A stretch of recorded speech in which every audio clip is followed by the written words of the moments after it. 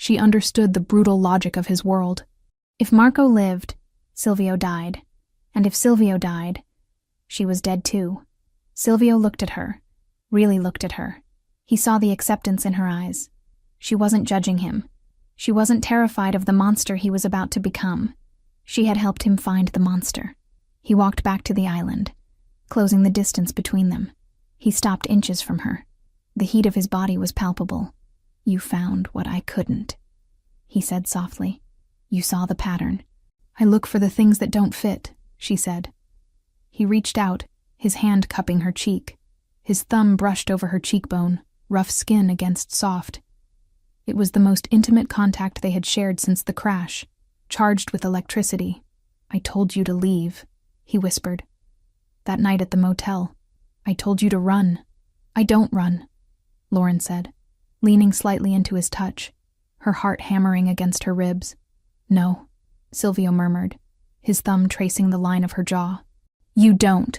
You stay. You fight." He dropped his hand, stepping back as if the contact burned him. He couldn't afford to be soft now. He needed to be sharp. He needed to be the weapon she had saved.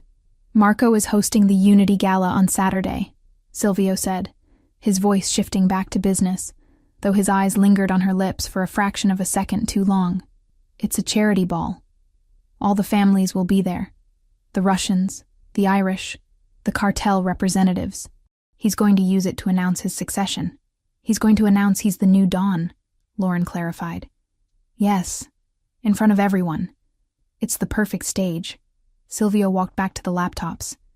He began typing again, but the rhythm was different now. It was faster, aggressive. He wasn't searching anymore. He was executing. "If he wants a stage," Silvio said, a dark, predatory smile curving his lips, "we will give him a show." He looked up at Lauren. "Can you wear a wire?" Lauren straightened her spine. The vet in her was gone. The victim was gone. "I can do better than that," she said. "I can get close to him. He doesn't know my face. You said it yourself, I'm a ghost."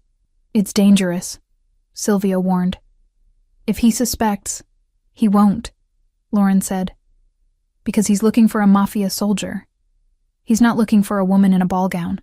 Silvio stared at her for a long moment. He saw the steel in her. He realized then that he hadn't just saved her from the fire. She was the fire. "Saturday," Silvio said. "We take it all back." "Saturday," Lauren agreed. She reached for his empty coffee mug. "I'll make a fresh pot. It's going to be a long night." As she walked to the espresso machine, Silvio watched her. He had lost a brother today. But as he watched Lauren move through his kitchen with the confidence of a queen in exile, he knew he had gained something far more dangerous. He turned back to the screen, the reflection of the city lights dancing in his eyes, and began to write the script for his resurrection. Saturday morning in the penthouse on Wacker Drive did not bring sunlight or relaxation. It brought the heavy, suffocating tension of a battlefield in the moments before the first cannon fire. The floor-to-ceiling windows were obscured by heavy blackout curtains, turning the sprawling living space into a dimly lit command center. Maps of the Drake Hotel, blueprints of the ballroom, and lists of security rotations plastered the glass walls of Silvio's office, taped up with reckless precision. Silvio stood before the display, a stark contrast to the wounded man Lauren had dragged from the wreck 3 weeks ago. He was dressed in dark trousers and a fitted charcoal sweater that emphasized the breadth of his shoulders. He moved with a predator's grace, the stiffness in his left side barely noticeable now, betrayed only by the way he occasionally shifted his weight to his right leg when standing still for too long. Lauren watched him from the doorway. She held a tablet in her hand, reviewing the guest list for the Unity Gala for the 100th time. "Marco has doubled the security at the service entrances," Silvio said, his voice rough with lack of sleep. He traced a line on the blueprint with a marker. "He's expecting a hit squad. He's expecting me to send a team of shooters through the kitchen or the loading dock. He's pulled men from the perimeter to fortify the back of the house, which leaves the front door exposed," Lauren noted, stepping into the room. "The front door is a choke point," Silvio countered without turning. "Metal detectors, facial recognition, and a phalanx of his personal guard. You can't walk a gun through the front door." "We aren't walking guns in," Lauren reminded him. We're walking us in. The weapons are already inside, thanks to Enzo. Silvio finally turned to look at her. His expression was grim. The plan has too many variables, Lauren. Enzo planted the pieces in the ventilation ducts 2 days ago, yes. But retrieving them requires time we might not have, and it requires you to be on the floor. We've been over this, she said, her voice steady. I'm the only one who can do it. I have men, Silvio growled, stepping closer, the air between them charged with the familiar friction of their arguments. I have loyalists who would die to take the shot. Marco knows you're loyalists, Lauren argued, not backing down. He knows their faces. He knows their wives' names. He knows how they walk. If any of them step foot in that ballroom, they'll be marked before they reach the bar. But me? Who am I, Silvio? To Marco, I don't exist. I'm a variable he hasn't accounted for. Silvio stopped inches from her. He looked down, his dark brown eyes searching her face for any sign of hesitation. He found none. The veterinarian from the countryside had been forged into something harder in the crucible of this penthouse. She stood with her chin raised, her blue eyes clear and defiant. You are not a soldier, he said softly, the words sounding more like a plea than an accusation. If things go wrong, if the shooting starts before we are ready, you don't have the training to clear the room. Then don't let things go wrong, she challenged. You're the strategist. I'm just the distraction. Silvio clenched his jaw, the muscles feathering. He hated this. He hated that she was right. Strategically, she was the perfect asset. Invisible, unsuspected, intelligent. Emotionally, the idea of placing her within arm's reach of Marco, the man who had killed his brother in spirit and tried to kill him in flesh, made his blood run cold. But they were out of options. The gala was tonight. If they missed this window, Marco would solidify his power, and Silvio would be hunted until his luck ran out. Fine, he breathed, the word heavy with resignation. But you follow my lead. If I say we leave, we leave. If I tell you to drop to the floor, you drop. You do not hesitate. You do not try to be a hero. I'm not trying to be a hero, Lauren said quietly. I'm trying to get my life back. The doorbell rang, a soft, melodic chime that seemed out of place in the war room. That will be the team, Silvio said, checking his watch.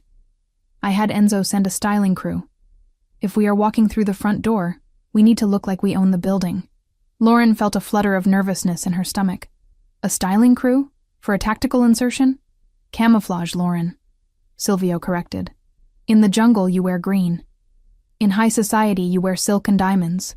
If you look like a threat, they stop you. If you look like a trophy, they open the door for you. The team consisted of 3 people who bustled in with rolling racks of garment bags, cases of makeup, and an air of professional detachment that suggested they were used to clients who required discretion. They didn't ask why the windows were blacked out or why there were blueprints on the walls. They simply set up shop in the master bedroom, turning it into a chaotic salon. Silvio retreated to the guest room to prepare, leaving Lauren to the mercy of the stylists. Mr. Ricchetti gave us specific instructions. The lead stylist, a severe woman with silver hair named Elena, said as she unzipped a garment bag. Elegant, commanding, but distracting. He wants eyes on you, not on him. I get it, Lauren muttered, sitting in the chair as another assistant began prepping her hair. I'm the shiny object. You are the armor, Elena corrected gently. She spun the rack around. He rejected the pastels. He said you aren't a debutante. He rejected the black. He said you aren't mourning anyone yet. She pulled a dress from the center of the rack. The fabric caught the light, shimmering with a depth that was mesmerizing. He chose this one. It was a deep, rich burgundy. Not bright red, not purple, but the color of expensive wine or oxygenated blood. It was made of heavy silk satin that looked like liquid. Lauren stood up and touched the fabric. It was cool and smooth. It's intense. It's power, Elena said. Try it on. The transformation took 2 hours. Lauren watched in the mirror as the country vet disappeared. Her sun-bleached hair was smoothed into glossy Hollywood waves that cascaded over one shoulder. Her makeup was applied with architectural precision, contouring that sharpened her cheekbones, a smoky eye that made the blue of her irises pop with startling intensity, and a lip color that matched the deep wine of the dress. But it was the dress itself that changed her. When she stepped into it, the silk molded to her body like a second skin. It had a high neck in the front, deceptively modest, but when she turned, the back plunged dangerously low, exposing her spine down to the curve of her waist. It was elegant, fatal, and undeniably bold. It didn't ask for attention. It demanded it. Lauren looked at herself in the full-length mirror. She didn't recognize the woman staring back. This woman looked capable of murder. This woman looked like she belonged at the right hand of a devil. Perfect. Elena whispered, stepping back. Wait here. I'll tell him you're ready. The stylist packed up with efficient speed and left the apartment, leaving a lingering scent of hairspray and expensive powder. The silence returned, but it felt different now. It was the silence of a held breath. Lauren walked out of the bedroom and into the expansive living area.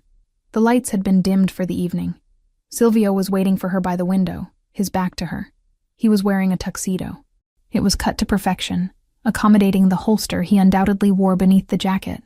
He looked broad, imposing, and devastatingly handsome, in the way a thunderstorm is beautiful, dark, powerful, and dangerous to be near. Silvio, she said softly. He turned. For a moment he didn't breathe. He didn't speak. He just looked at her. His gaze traveled from the hem of the burgundy gown, up the fluid line of her body, lingering on the exposed skin of her arms, and finally resting on her face.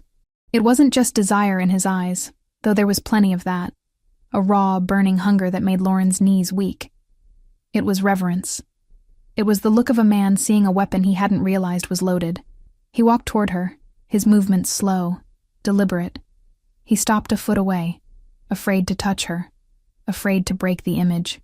I thought I knew what you looked like, he murmured, his voice husky. I was wrong. Is it too much?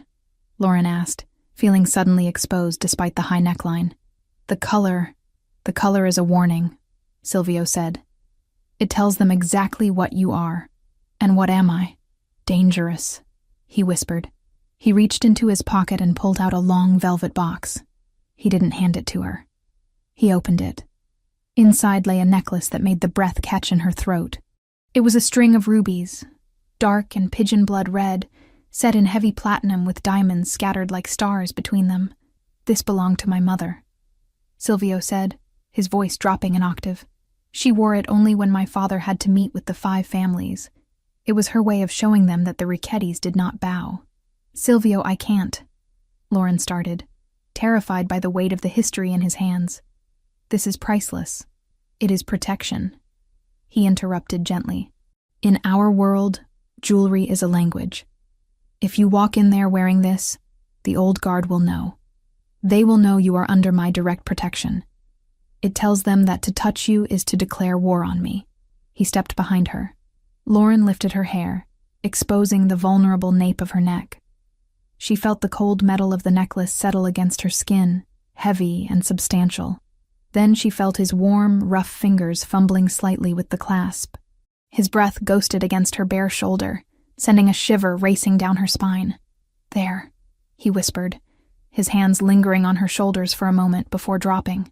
Lauren turned to face him again. The rubies burned against her skin, matching the dress perfectly. Do I look like a Ricchetti? She asked, a challenge in her voice to mask her fear. Silvio looked at her, his eyes dark and unreadable. He reached out, taking her hand and raising it to his lips. He kissed her knuckles, not a gentlemanly peck, but a pressing, possessive kiss that lasted too long. You look like a queen, he said against her skin. And tonight, we take back the kingdom. He released her hand and stepped back, the mask of the dawn sliding back into place. The vulnerability was gone, replaced by icy resolve. The car is waiting downstairs, he said, his voice clipped and professional. Enzo is driving. We have earpieces in the car. Once we cross the threshold of the hotel, we are live. Remember the signal. If I touch my tie, you separate and head for the ladies' room near the service corridor. That's where the ventilation access is. I remember, Lauren said. She took a deep breath, steeling herself. Let's go. They walked to the private elevator in silence. The doors slid open, revealing the mirrored interior. As they descended, Lauren watched their reflection. The man in the tuxedo and the woman in the burgundy silk. They looked like the perfect couple. They looked like royalty. But as the numbers on the display ticked down, 30, 29, 28, Lauren knew the truth. They were two people walking into a lion's den with nothing but a plan and a prayer. Silvio, she said, breaking the silence as they reached the lobby level. Yes? If this goes wrong, she said, meeting his eyes in the mirror. If we don't walk out, we walk out. He cut her off, turning to face her as the elevator slowed. He grabbed her face in his hands, forcing her to look at him. The intensity of his gaze burned through her. We walk out, Lauren, because I am not letting you die in a dress like that. You are going to live to take it off. The elevator chimed. The doors opened. The lobby was empty except for the concierge, who looked up and froze, visibly stunned by the couple emerging from the shadows. Silvio offered her his arm. Ready? Lauren took it. She felt the hard muscle beneath the expensive wool of his jacket. She felt the gun pressing against his side. She felt the rubies heavy on her throat. Ready, she lied. They stepped out into the cool night air where the black limousine waited. The city of Chicago sprawled out before them, a grid of lights and shadows. Somewhere in that grid, Marco was raising a glass, thinking he had won. He was wrong. Silvio held the door for her, and as Lauren slid into the darkness of the car, the silk of her burgundy dress rustling like whispered secrets, she left the last of her fear on the sidewalk. Tonight, she wasn't the victim. Tonight, she was the vengeance. The limousine glided to a halt in front of the Drake Hotel, the tires crunching softly against the pristine pavement of the drop-off zone. Outside the tinted windows, the world was a blur of frenetic energy. Flashbulbs erupted like miniature lightning storms, illuminating the red carpet where the elite of Chicago's underworld mingled with legitimate high society under the guise of the Unity Gala. It was a charity event on paper, raising money for inner-city hospitals, but in practice, it was a summit. A place where truces were measured in champagne flutes and betrayals were whispered behind manicured hands. Inside the car, the silence was absolute. Silvio Ricchetti sat in the shadows, his profile carved from granite, his dark brown eyes fixed on the entrance. He didn't look like a man who had spent the last 3 weeks bleeding out in a safe house. He looked immortal. The tuxedo fit him with military precision, the stark white of his shirt contrasting with the deep tan of his skin. He adjusted his cufflinks, heavy gold knots, and turned to Lauren. Remember, he said, his voice low, vibrating through the small space between them. Breathe. You are not Lauren Cole, the veterinarian. You are the woman who holds the leash of the most dangerous man in this city. Walk like it. Lauren nodded, her hands smoothing the silk of the burgundy dress over her thighs. The fabric felt cool to the touch. A liquid armor that she had donned to go to war. The ruby necklace at her throat felt heavy. A physical weight that reminded her of the stakes. I'm ready, she lied, her heart hammering against her ribs like a trapped bird. Enzo is at the north exit, Silvio murmured, tapping the small earpiece hidden in his right ear. The weapons are in the ventilation shaft of the third-floor linen closet. But we won't need them if you play your part. Marco is a narcissist. He will want to gloat before he takes the crown. We use that. The driver opened the door. The noise of the city rushed in.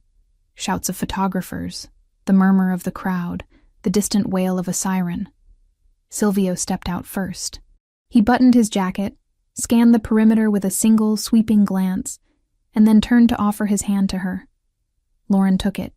As she stepped out into the flashing lights, she felt the shift in the atmosphere. It wasn't just attention. It was shock. A ripple went through the crowd nearest to the curb. Whispers ignited like dry tinder. Ricchetti. He's alive. It's him.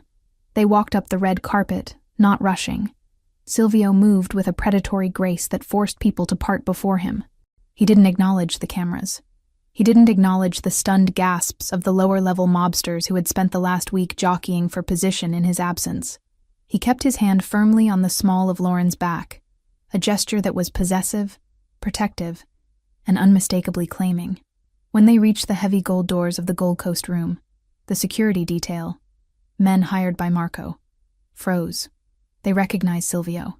Their hands twitched toward their earpieces, panic widening their eyes. "Good evening," Silvio said. His voice was calm, pleasant even, but it carried the threat of a loaded gun. "I believe I'm expected."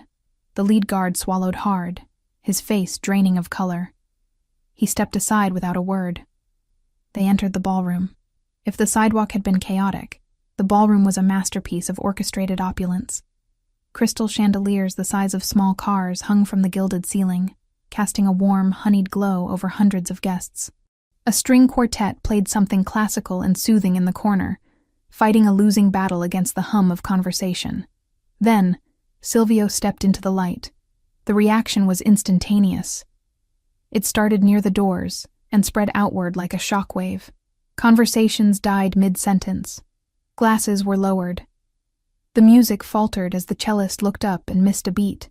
A silence descended on the room, thick and heavy, suffocating the laughter and the clinking of silverware. Silvio Ricchetti, the man whose obituary had been quietly drafted by half the people in this room, was walking across the marble floor, and on his arm was a vision in blood-red silk. Lauren felt the weight of 1,000 eyes. She felt the judgment, the curiosity, the jealousy. She kept her chin high, channeling every ounce of cold fury she had felt, watching her house burn. She focused on the rubies at her throat, imagining they were shielding her. "I am not a victim," she repeated to herself. "I am the storm. Keep walking," Silvio whispered, his lips barely moving. "Don't look at the floor, look at them. Make them look away." They moved toward the center of the room. A waiter, trembling, offered a tray of champagne. Silvio took 2 flutes, handing one to Lauren. He took a sip, his eyes scanning the crowd, cataloging threats, reading loyalties. "There," he murmured. Lauren followed his gaze. At the far end of the room, on a raised dais where a podium stood waiting, was a group of men laughing. In the center of them was Marco. He looked triumphant. He was holding a scotch, gesturing expansively with a cigar in his other hand. He looked like a king holding court. He hadn't seen them yet. His back was turned, soaking in the adulation of the sycophants surrounding him. "He looks comfortable," Lauren noted, ice in her voice. "He thinks he's celebrating a coronation," Silvio said. "He's about to celebrate his funeral." A woman detached herself from a nearby group and intercepted them. She was older, draped in diamonds and wearing a severe navy gown. It was Mrs. Rossi, the wife of one of the 5 families' heads. She had eyes like a hawk and a smile that looked like it had been sharpened on a whetstone. "Silvio," she purred, though her eyes were wide with genuine shock. "We heard terrible rumors. An accident." "Rumors are often exaggerated, Elena," Silvio replied smoothly, leaning in to kiss her cheek. "As you can see, the reports of my demise were premature." Mrs. Rossi turned her gaze to Lauren. It was a dissecting look, analyzing the dress, the jewelry, the posture. "And who is this? I don't believe we've been introduced." "This is Lauren," Silvio said, not offering a surname, not offering an explanation. "She is with me." "A lovely dress, Mrs." Rossi said, her tone dripping with passive aggression. "Bold color. Usually we reserve red for looser occasions." Lauren smiled. It was the smile she used when a client tried to tell her how to do her job. "It's burgundy, actually, the color of oxygenated blood. It seemed appropriate, given that everyone here seems to be out for it tonight." Silvio stiffened slightly beside her, suppressing a smirk. Mrs. Rossi blinked, taken aback by the sharp retort. She laughed, a brittle sound. "Charming. Welcome back, Silvio." She retreated, and Silvio leaned closer to Lauren. "Oxygenated blood? It shut her up," Lauren whispered. "Focus," Silvio commanded softly. "Marco is moving." On the dais, Marco had turned. He handed his glass to an aide and checked his watch. He was preparing to speak. He still hadn't seen Silvio, blocked by the crowd and the pillars. He stepped off the dais and headed toward the service corridor that led to the private prep rooms behind the stage. "That's the signal," Silvio said.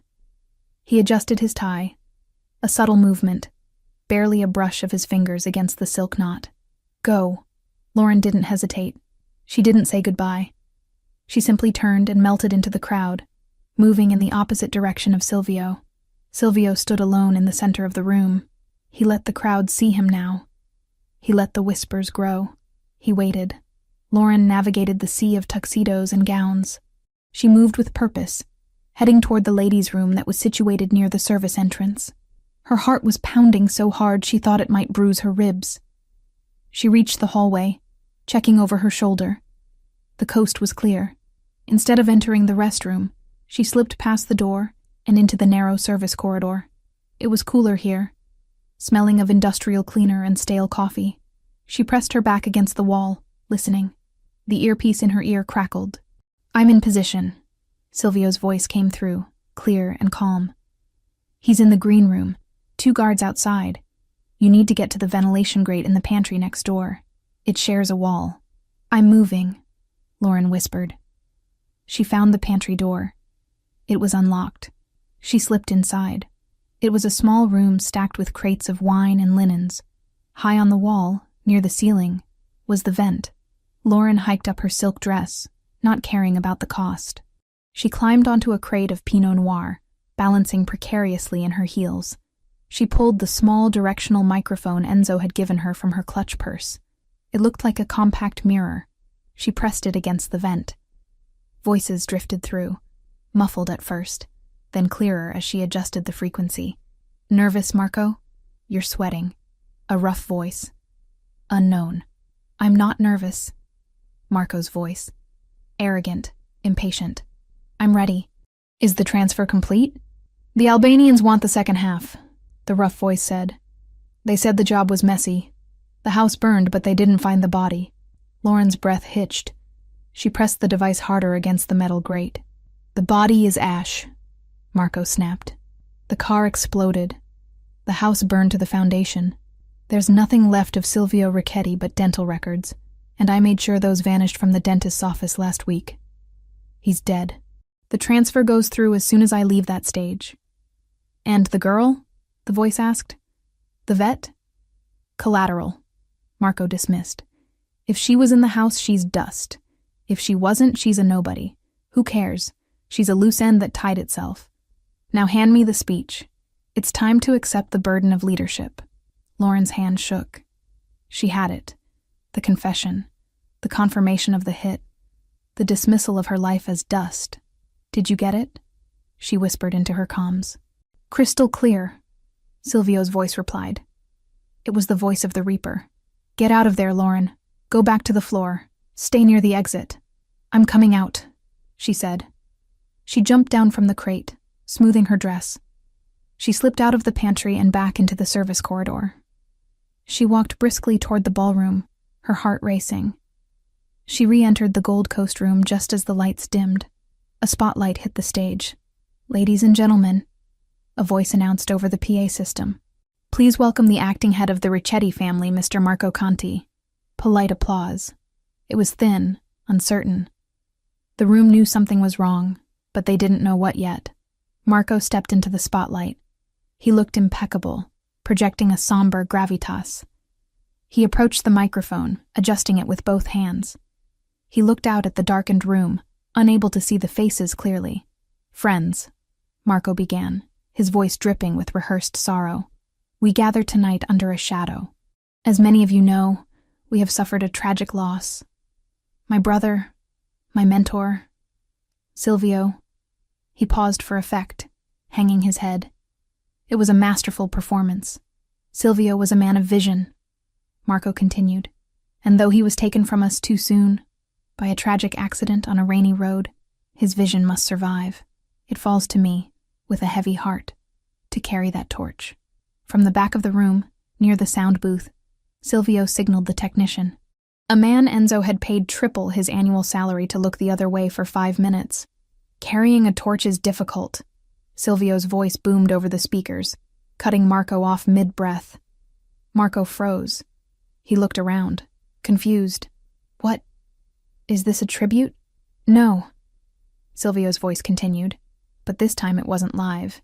It was the recording Lauren had just captured. The audio quality was grainy but unmistakable.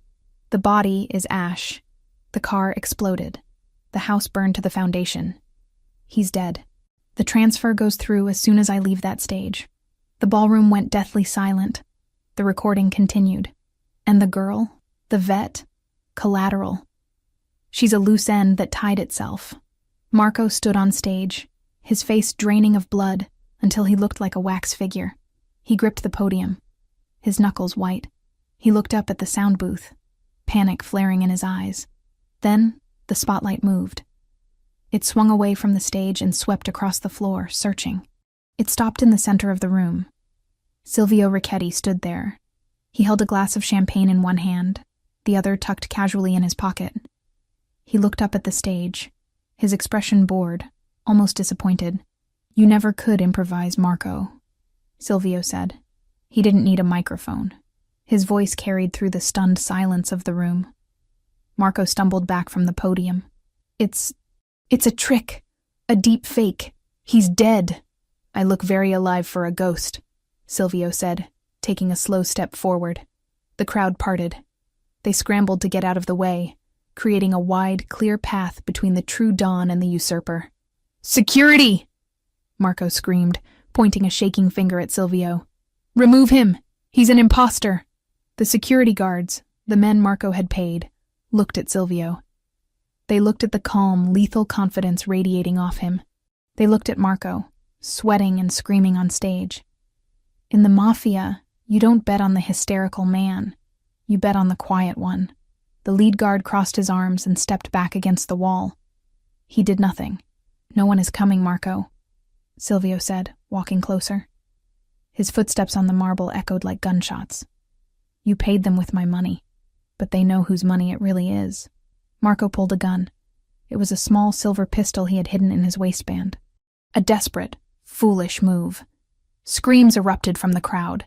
Guests dove under tables. Silvio didn't flinch. He didn't even draw his own weapon. He just stopped walking and looked at the gun with disdain. Put it down, Silvio said, before you embarrass yourself further. I killed you, Marco shrieked, the veneer of the sophisticated consigliere shattering to reveal the frightened thug underneath. I burned you. You tried, Silvio corrected, but you forgot the first rule of this family. You check the body. Silvio snapped his fingers. From the shadows of the wings, 3 men emerged. They weren't security. They were Silvio's personal guard. Enzo and 2 others who had been waiting in the ventilation shafts. They were armed with suppressed submachine guns. Marco looked left, then right. He was surrounded. You have 2 choices, Silvio said, his voice dropping to a conversational volume that was somehow more terrifying than a shout. You can use that gun on yourself. Or you can come with Enzo. Marco looked at the gun in his hand. He looked at the crowd, witnessing his total humiliation. He looked at Silvio, who watched him with eyes devoid of mercy. Marco's hand shook. He couldn't do it. He dropped the gun. It clattered loudly on the stage floor. Smart, Silvio said, but cowardly. I expected nothing less.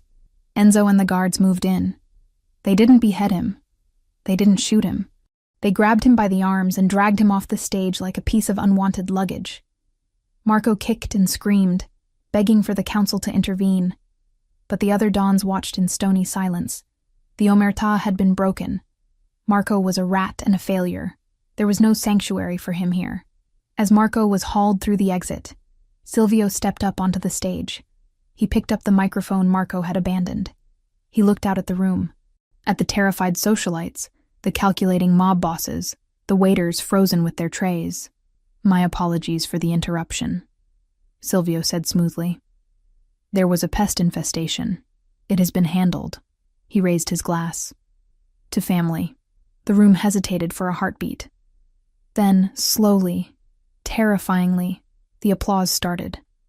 1 person, then 10, then the whole room. They clapped for the victor. They clapped because they were afraid not to.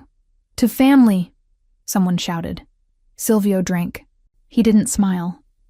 He looked over the rim of his glass, scanning the crowd until he found her.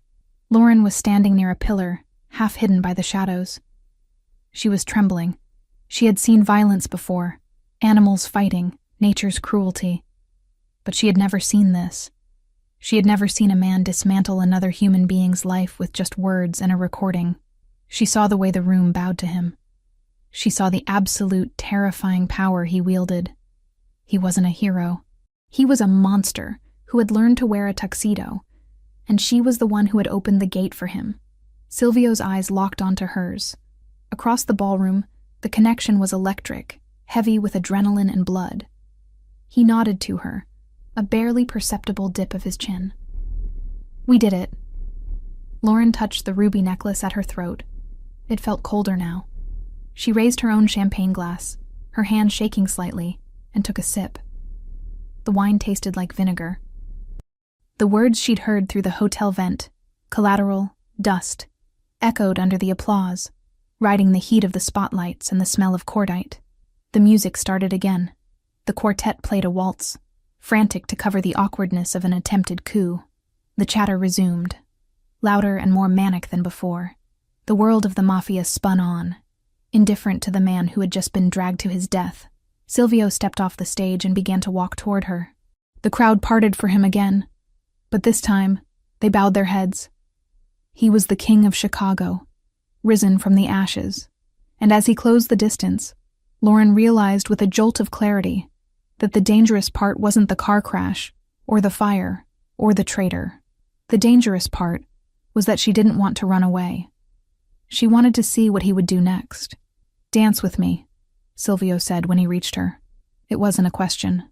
Lauren set her glass down on a passing tray. She stepped into his arms. He pulled her close, his hand burning against the silk on her lower back. They moved together, swaying to the music, surrounded by enemies who were now pretending to be friends. "Is it over?" she whispered against his lapel. "The battle is over," Silvio murmured, his lips brushing her ear. The war is just beginning." He spun her, the burgundy dress flaring out like a pool of blood on the marble floor. And for the first time that night, Silvio Ricchetti smiled. It was the smile of a wolf who had just cleared the forest of competitors. "And you," he whispered, "were magnificent." Lauren closed her eyes, letting the music and the fear wash over her. She was alive. He was alive. And God help her, she had never felt more powerful. The silence inside the limousine on the ride back to Wacker Drive was heavy, not with the comfortable quiet of shared victory, but with the suffocating weight of things left unsaid. The city of Chicago blurred past the tinted windows, a streak of neon and rain-slicked asphalt, indifferent to the fact that its hierarchy had just been violently rearranged. Lauren Cole sat in the corner of the leather seat, the burgundy silk of her dress pooled around her like spilled wine. The adrenaline that had sustained her through the gala, through the confrontation with Marco, and through the terrifying waltz in the arms of a killer, was beginning to drain away. In its place was a bone-deep exhaustion, and a trembling in her hands she couldn't quite suppress. She looked at Silvio. He was staring out the window, his jaw set in a line of granite. The warmth he had shown her on the dance floor, the possessive heat of his hand on her back, the whisper against her ear, had evaporated the moment the heavy doors of the Drake Hotel had closed behind them. He was no longer the partner who had needed her help to decipher shipping manifests. He was the Don. He was the man who had ordered his own brother dragged away to an unmarked grave without blinking. "You're quiet," Lauren said, her voice sounding too loud in the hermetically sealed cabin. Silvio didn't turn. "There is nothing left to say. The work is done." The coldness of his tone struck her like a physical blow. It wasn't angry. It was detached. Clinical. It was the voice of a surgeon closing a patient after a procedure, ready to wash his hands and move on to the next case. When the car pulled into the private underground garage of the penthouse tower, the transition was jarring. The harsh fluorescent lights buzzed overhead as Enzo opened the door. Silvio stepped out first, adjusting his cufflinks, his movements fluid and unhampered by the healing wound in his side. He didn't offer her his hand this time. Lauren stepped out onto the concrete, her heels clicking, echoing in the cavernous space. She followed him to the elevator, the silence stretching between them until it felt like a third passenger. The ride up to the penthouse took 40 seconds. Lauren watched the numbers tick upward, feeling a strange sense of vertigo. 3 weeks ago, she had come up here as a fugitive with a dying man. Now she was returning as a queen who had helped reclaim a kingdom. Yet she felt more precarious than ever. The elevator doors slid open. The penthouse was exactly as they had left it. The maps on the walls, the laptops humming on the kitchen island, but the energy had shifted. The war room atmosphere was gone, replaced by the sterile chill of a museum after hours. Silvio walked straight to the bar. He poured a single glass of amber liquid, whiskey, neat, and downed it in one swallow. He didn't pour one for her. He placed the heavy crystal glass down on the marble counter with a sharp clack, and finally turned to face her. "Enzo will be up in 10 minutes to collect the equipment," Silvio said. "You should change." Lauren stood in the center of the room, feeling foolish in her gown and diamonds. "Change? Is that it? We just go back to normal?" "There is no normal," Silvio corrected, his dark eyes flat and unreadable. "There is the mission, and there is the aftermath. The mission is complete. Marco is handled. The council has realigned. The threat to my life and yours is neutralized." "Neutralized," Lauren repeated, the word tasting bitter. "Is that what you call what happened to Marco?" "I call it necessary," Silvio said. He walked around the island, putting distance between them. He picked up a thick manila envelope that had been sitting next to his laptop. He held it for a moment, his thumb brushing over the seal, before sliding it across the marble surface toward her. "This is for you," he said. Lauren looked at the envelope. It was thick, substantial. "What is it?" "Payment," Silvio said. The word hung in the air, ugly and transactional. Lauren felt a flush of heat rise up her neck, born of humiliation and sudden, sharp anger. She walked to the counter and picked up the envelope. Her hands shook as she opened the clasp. She pulled out the contents. It wasn't cash. It was a stack of legal documents. On top was a deed for a property in Montana, a fully equipped, state-of-the-art veterinary clinic with an attached residence on 40 acres of land. The price listed was astronomical, and it was marked paid in full. Beneath the deed was a passport. Lauren opened it. The photo was hers, taken from a security camera feed in the penthouse, she realized with a jolt. But the name was different. Elena Vance. "It's a clean identity," Silvio explained, his voice devoid of emotion. "Social security number, birth certificate, credit history. It goes back 10 years. It will stand up to scrutiny from anyone, the IRS, the FBI, even my world. The bank accounts linked to that name have enough funds to ensure you never have to work a day in your life, though I assumed you would want the clinic." Lauren stared at the passport. Elena Vance. A stranger with her face. "You want me to leave," she stated, looking up at him. "I want you gone," Silvio corrected. He crossed his arms over his chest, leaning back against the panoramic window, framing himself against the city lights he now owned. "You were useful, Lauren. I won't deny that. Your skills, your adaptability, they were assets I needed while I was incapacitated. But I am no longer incapacitated." "Useful," Lauren whispered. She dropped the passport onto the counter. "Is that all I was? An asset? A nurse with a driver's license?" "Don't romanticize this," Silvio said, his voice hardening. "You found me in a wreck. You saved me because it is your nature to fix broken things. I kept you alive because I needed cover. We made a deal. I told you I would give you the world if I lived. This," he gestured to the documents, "this is the world. It's freedom. It's safety. It's everything you lost in that fire, multiplied by 10. It's a payoff," Lauren snapped, the anger finally breaking through. "You're paying me off like a contractor you're done with." "Because I am done with you," Silvio roared. The sudden volume made her flinch. He pushed off the window and stalked toward her, stopping only when the kitchen island was the only thing separating them. "Look at me, Lauren. Look at what I am. I just executed my brother in front of 500 people. Tomorrow, I will order the deaths of a dozen more men who were loyal to him. My life is blood. It is violence. It is looking over my shoulder every second of every day until someone finally gets lucky and puts a bullet in my head. I know what you are, Lauren argued, leaning forward, matching his intensity. I've been living in it for 3 weeks. I washed the blood off your hands. I loaded your gun. I didn't run then. Why are you pushing me away now? Because you are a civilian, Silvio shouted, slamming his hand down on the marble. The sound echoed like a gunshot. You are a veterinarian who saves horses and cries over burnt houses. You do not belong here. You wore the dress, you played the part, and you did it well.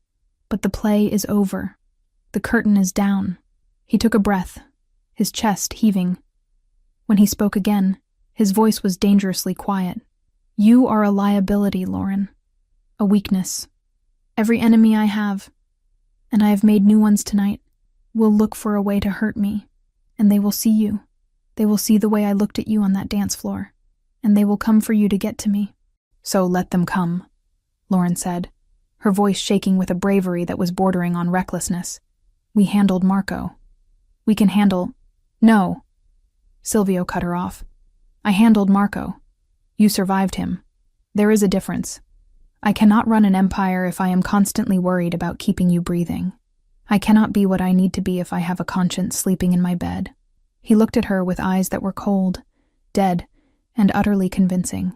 You are a distraction. A pleasant one. But I have work to do, and I don't need a pet. The insult landed with precision. Lauren recoiled as if he had slapped her. She looked at him, searching for the man who had held her face in the elevator. The man who had told her she was a queen. He was gone. Or maybe he had never existed. Maybe this cold, brutal creature was the real Silvio Ricchetti, and the other man was just a fever dream born of trauma and painkillers. She straightened her spine. She reached up to her neck. Her fingers found the clasp of the ruby necklace. It took a moment. Her hands were trembling, but she undid the latch. The heavy necklace slid from her skin, pooling in her hands like drops of blood. She placed it gently on top of the dossier. The debt is paid, she said, her voice hollow but steady. You promised to replace what I lost. You've done that. The house, the clinic. It's more than fair. Silvio stared at the rubies. His jaw tightened, a small betraying tick that Lauren caught. But don't lie to me, Silvio, she said softly. You're not sending me away because I'm a liability.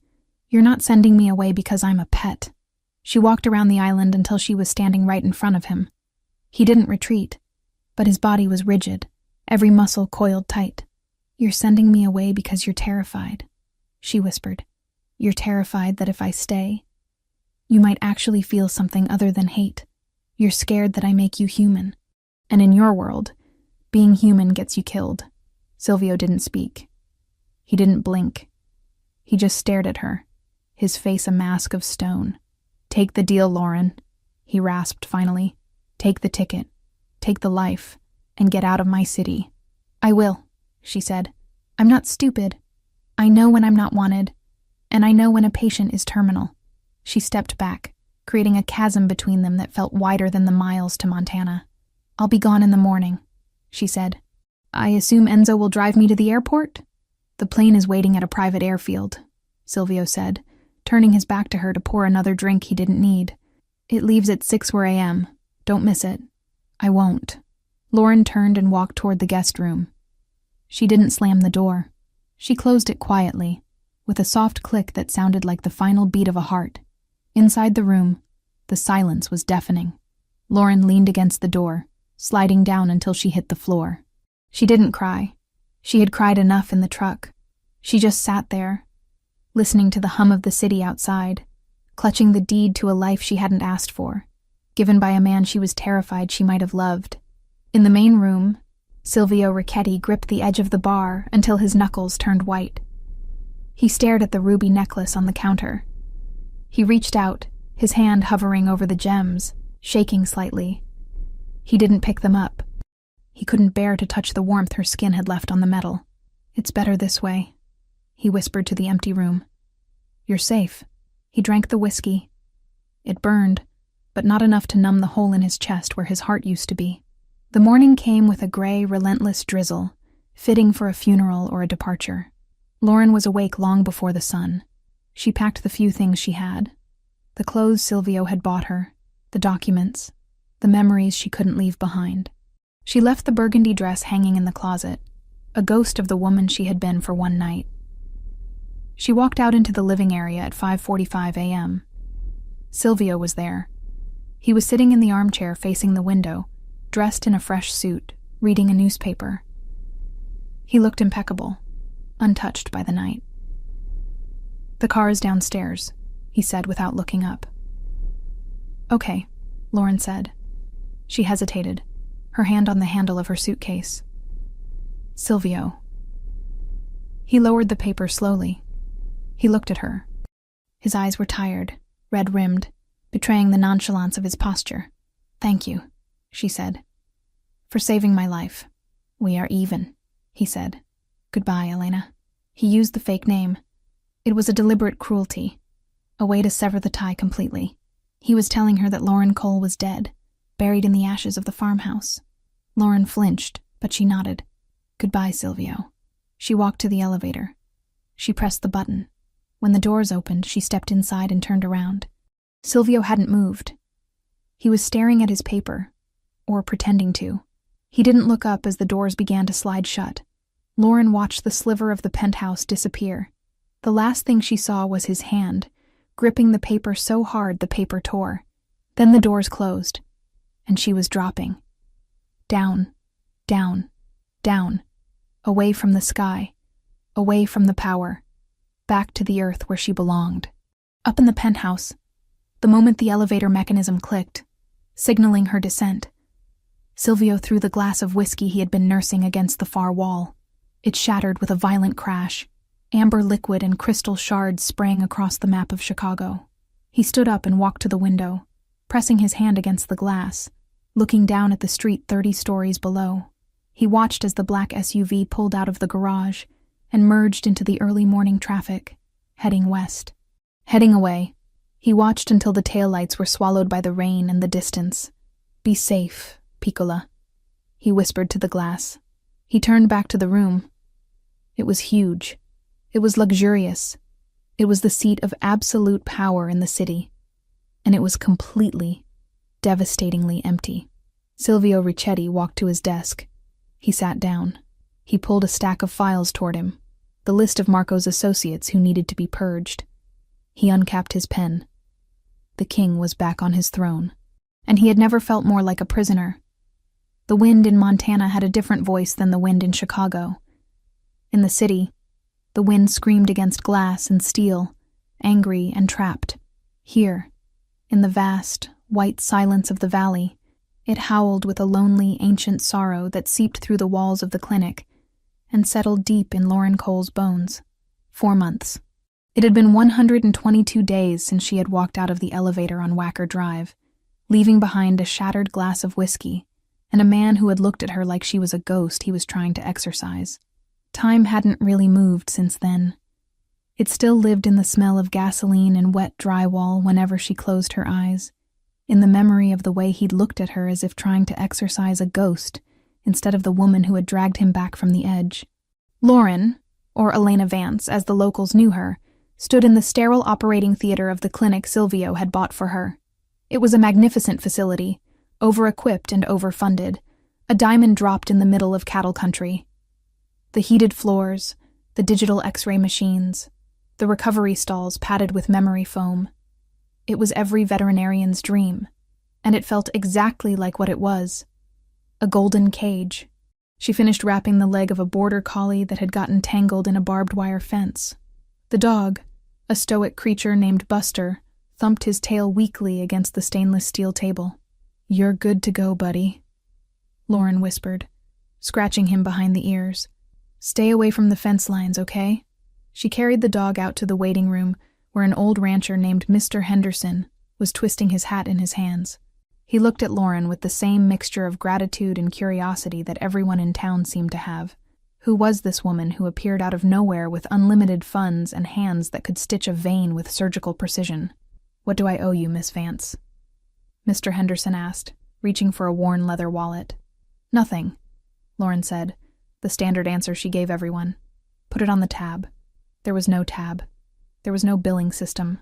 The operating costs of the clinic were paid automatically from a trust fund managed by a law firm in the Caymans. Every bottle of medicine, every kilowatt of electricity, every bag of feed was paid for by blood money.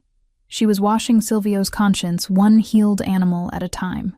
Mr. Henderson frowned, uncomfortable with the charity. "That doesn't feel right, ma'am. Bring me a pie next week," Lauren said, forcing a smile that felt tight on her face. "Apple." Now when the rancher left, the silence returned, heavier than before. Lauren locked the front door and flipped the sign to "closed." It was only 4 p.m., but the winter sun was already dipping behind the sapphire mountains, painting the snow in shades of bruised purple and gray. She walked to the large window at the front of the clinic. The view was breathtaking. Acres of pristine pine forest and snow-covered pastures. It was the peace she had told herself she wanted. It was the safety Silvio had promised. And she hated it. She hated the quiet. She hated the safety. Every night, she lay in the king-sized bed in the attached residence, listening for the sound of an elevator, for the hum of a server, for the heavy tread of footsteps that meant danger and life. She missed the smell of ozone and expensive cologne. She missed the fear, because the fear had made her feel alive. She turned away from the window, intending to go to the back and sterilize instruments she hadn't even used, just to keep her hands busy. Then she heard it. It was a sound that didn't belong in this valley. It wasn't the rattle of a diesel pickup truck or the whine of a snowmobile. It was the low, throaty purr of a high-performance engine. Lauren froze. Her heart gave a single, violent kick against her ribs. She turned back to the window. A vehicle was coming up the long, winding driveway that she had shoveled by hand that morning. It was black. It was sleek. It was an armored SUV that looked like a scar against the white landscape. Panic flared, hot and sharp. Had Marco's loyalists found her? Had the clean identity failed? She looked around for a weapon. A scalpel. A sedative gun. Anything. But as the car pulled closer, slowing to a stop in front of the clinic, the panic dissolved into something else. Something terrified and hopeful and devastating. The engine cut. The driver's door opened. A man stepped out into the snow. He wasn't wearing a parka or heavy boots. He was wearing a long black wool coat over a dark suit, his Italian leather shoes sinking instantly into the powder. He looked ridiculous. He looked magnificent. It was Silvio. He stood by the car for a moment, looking up at the clinic, his breath puffing in white clouds in the frigid air. He looked tired. The arrogance that had armored him at the Unity Gala was gone, replaced by a weary tension in his shoulders. He looked thinner, his cheekbones sharper, his eyes shadowed. Lauren couldn't move. She couldn't breathe. She just watched him walk to the door. He didn't knock. He tried the handle. Locked. He looked through the glass. He saw her standing there in her scrubs, paralyzed. He didn't gesture for her to open it. He just waited. He waited with the patience of a man who had no other destination. Lauren walked to the door. Her hand trembled as she unlocked the deadbolt. The sound was loud in the empty room. She pushed the door open. The cold air rushed in, carrying the scent of pine and snow and him. "You're hard to find, Elena," Silvio said. His voice was rough, like he hadn't used it in days. "You knew exactly where I was," Lauren replied, her voice shaking. "You bought the map. I bought the land," he corrected. "I didn't know if you would still be on it." He stepped inside. He didn't ask for permission. He closed the door behind him, shutting out the wind. The silence that fell between them was electric, charged with 4 months of unsaid words. "What are you doing here, Silvio?" Lauren asked, wrapping her arms around herself. She felt suddenly underdressed in her simple blue scrubs and messy bun. "Is there a problem with the identity? Did someone find me?" "No one found you," Silvio said. He unbuttoned his coat but didn't take it off. He looked around the waiting room, taking in the clean lines, the expensive chairs, the peace. "The identity is perfect. Elena Vance is a ghost in the system. Then why? Because the system works, Silvio said, looking back at her. But I don't. He took a step toward her. I haven't slept in 4 months, Lauren. I have the city. I have the power. Marco is a memory. The council eats out of my hand. I have everything I was supposed to want. Congratulations, she said bitterly. You won. I lost, he said. The admission was quiet, brutal. I sat in that penthouse every night, looking at the city, and all I could see was the empty space where you used to stand. I drank enough whiskey to drown a fleet, but I couldn't drown the silence you left behind. You sent me away, Lauren reminded him, tears pricking her eyes. You told me I was a liability. You told me I was a pet. I lied, Silvio rasped. He closed the distance between them in 2 long strides. He stopped just inches away, close enough that she could see the gray hairs that had appeared at his temples, close enough to feel the heat radiating from him. I lied to you because I was terrified, he confessed, stripping away the armor of the dawn. I thought if I sent you here, to this fortress of snow and safety, you would be untouched. I thought I could keep you pure if I kept you far away from my filth. I never asked to be pure, Lauren whispered. I asked to be with you. I know, Silvio said. He reached out, his hand hovering near her face, trembling slightly. But I couldn't risk it. Not then. I needed to know the war was over. I needed to know I could build walls strong enough to hold us. And now? She asked. Is the war over? The war is never over, Silvio said. But the battlefield has changed. He reached into his coat pocket. For a second, Lauren's muscle memory tensed, expecting a weapon or a dossier. But he pulled out a folded piece of paper. It wasn't legal-sized. It was a brochure. He handed it to her. Lauren opened it. It was a prospectus for the Richetti Foundation. What is this? She asked. It's the future, Silvio said. Over the last 4 months, I have liquidated the drug routes. I sold the gambling dens to the Russians. I cut the ties with the cartels. It cost me half my fortune and nearly a mutiny. But it is done. Lauren looked up at him, stunned. You dismantled the business? I legitimized it, Silvio corrected. We still run the unions, the construction, the shipping logistics. But the cargo is real now. No more ghost shipments. No more blood money. He took a deep breath, looking at her with a vulnerability that broke her heart. I cannot undo the things I have done, Lauren. I cannot bring back the dead, but I can change the direction of the river. I realized that protecting you didn't mean sending you away. It meant building a world where you didn't have to hide. He took the brochure from her hand and tossed it onto the reception desk. He didn't care about the paper. He cared about her.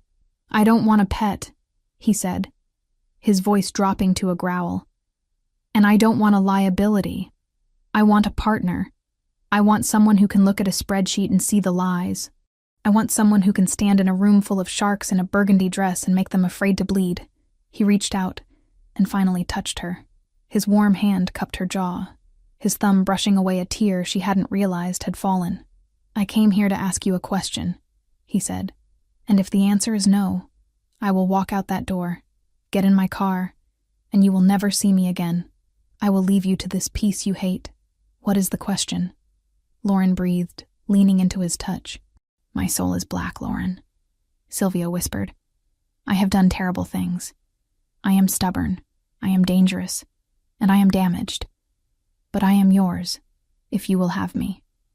So, do you still know how to treat lost causes? Lauren looked at him. She saw the monster and the man. She saw the scar on his side that she had healed, and the scars on his conscience that she had soothed. She saw the only person in the world who made her feel visible. A smile broke through her tears. Not a polite smile, but a real, radiant thing. You're not a lost cause, Silvio, she said, echoing the words she had spoken months ago in a snowy parking lot. You're just incredibly high maintenance. Silvio let out a breath that sounded like a laugh, a sound of pure relief. He pulled her to him, his other arm wrapping around her waist, crushing her against his chest. Then fix me, he whispered. He kissed her. It wasn't like the kiss at the gala, which had been a performance for an audience. And it wasn't like the almost kisses in the penthouse, which had been restrained by duty. This was a collision. It was desperate and hungry, tasting of winter and longing. It was the breaking of a dam. Lauren buried her hands in his hair, pulling him closer, anchoring him. She felt the cold of his coat and the heat of his skin. She felt the gun he still wore, because old habits died hard, but she didn't care. When they finally broke apart, breathless, Silvio rested his forehead against hers. "Pack a bag," he ordered softly. "Where are we going?" Lauren asked, though she already knew. "Home," Silvio said. "Chicago. We have a board meeting on Monday, and I believe the foundation needs a chairwoman." Lauren looked over his shoulder at the empty, perfect clinic. "What about the animals?" "We'll hire a staff," Silvio said immediately. "The best vets money can buy. We'll turn this place into a sanctuary. You can run it from the city. But you belong with me." "Yes," Lauren said. "I do." 1 year later, the charity gala for the Richetti Foundation was the event of the season in Chicago. The ballroom of the Palmer House was packed with the city's elite. Mayors, senators, philanthropists. The air smelled of expensive perfume and fresh lilies. It had been a full year since they'd walked back into Chicago together and turned a war room into a boardroom, rewriting supply chains and laundering blood into clean contracts. Somewhere far north, the Montana sanctuary she had once called a cage now ran under a full staff of vets she'd handpicked herself, its monthly reports stacked neatly on her desk in the city. Silvio Richetti stood on the edge of the dance floor, holding a glass of sparkling water. He wore a tuxedo, but the tension that used to define his posture was gone. He still looked dangerous. That would never fade. But the edge was sharper, cleaner. He wasn't a mob boss hiding in plain sight anymore. He was a tycoon who had rewritten the rules of the game. He wasn't watching the crowd. He was watching his wife. Lauren stood near the center of the room, speaking to the governor. She wasn't wearing burgundy tonight. She was wearing emerald green velvet, a gown that draped elegantly over her changing shape. She was 6 months pregnant. One hand rested unconsciously on the swell of her stomach as she laughed at something the governor said. She looked radiant, powerful. She held court not with fear, but with a charisma that drew people in. Enzo, now the head of legitimate security for the corporation, stepped up beside Silvio. "The perimeter is clear, boss," Enzo said quietly. "No threats, just donors." "Good," Silvio said, not taking his eyes off Lauren. "Let's keep it that way." Lauren looked up, sensing his gaze. She excused herself from the governor and walked toward him. The crowd parted for her, respectful and admiring. "You look tired," Silvio said as she reached him, his hand immediately going to her waist to support her. "My feet ache," she admitted, leaning into him.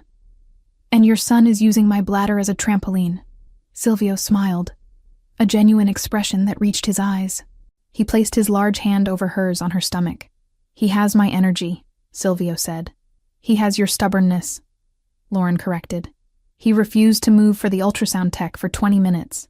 He knows what he wants," Silvio said proudly. "He's a Richetti.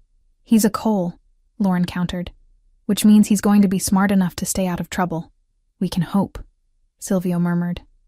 He kissed her temple. "Are you happy, Lauren?" Lauren looked out at the room. She saw the faces of people they had helped through the foundation. She saw the legitimate empire they had built from the ashes of the old one. She thought of the nursery waiting in the penthouse, painted soft yellow, far away from the darkness of the past. She looked up at her husband, the man who had crashed into her house and stolen her life, only to give her a bigger one in return. "I'm not just happy," she whispered. "I'm home." Silvio tightened his arm around her. "Come. Let's go. You need to rest. The speeches aren't over," she protested weakly. "I'm the chairman," Silvio said, with a grin that was all wolf. "I say the speeches are over." He guided her toward the exit, ignoring the disappointed looks of the guests who wanted more of their time.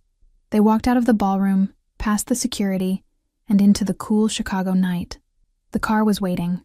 Not an armored escape vehicle, but a family car with a car seat base already installed in the back. As Silvio opened the door for her, Lauren paused. She looked at the city skyline, glittering against the dark. It was a jungle, yes, but she wasn't prey anymore. She was the lioness walking beside the lion. She got into the car. Silvio closed the door, solid and safe, and walked around to the driver's side. He got in, started the engine, and took her hand across the console. "Ready?" he asked. Lauren squeezed his hand. "Drive." And as they merged into the traffic, leaving the ghosts of the past behind them, the future stretched out ahead, wide open, dangerous, and beautiful.